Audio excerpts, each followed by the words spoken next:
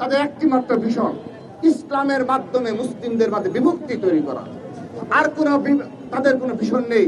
তারা বলে না নারীদের জন্য তাদের ভীষণ কি, এই 18 কোটি 20 কোটি জনগণের জন্য কিভাবে সুশাসন কায়েম করবে, কিভাবে তাদের ভাগ্যের উন্নয়ন করবে।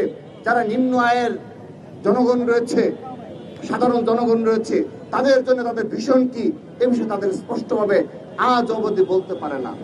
এ ধরনের বিভক্তিমূলক রাজনীতি যে খুনি হাসিনা যেভাবে এই রাষ্ট্রকে বাংলাদেশের স্বাধীনতা সর্বত ধ্বংসের ধারপ্রান্তে নিয়ে গিয়েছিল, আজ ঠিক একইভাবে এ ধরনের উগ্রবাদ প্রতিষ্ঠার মাধ্যমে আবারও আমরা মনে করছি এই বাংলাদেশের স্বাধীনতা সার্বভৌমত্ব হুমকি শুরু রয়েছে।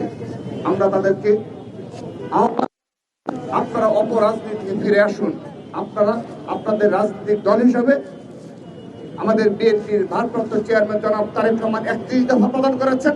আপনারা যদি পারেন তার থেকে আরো ভালো কোনো ভীষণ, আরো ভালো কোনো প্রস্তাবনা আপনার রাজনৈতিক দলের কি এজেন্ডা রয়েছে জনগণের সামনে তা প্রকাশ করুন।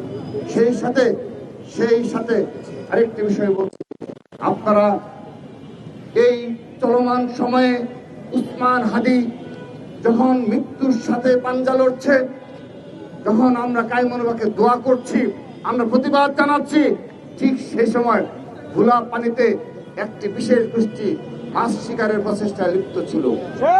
তারা বিচার চায়নি।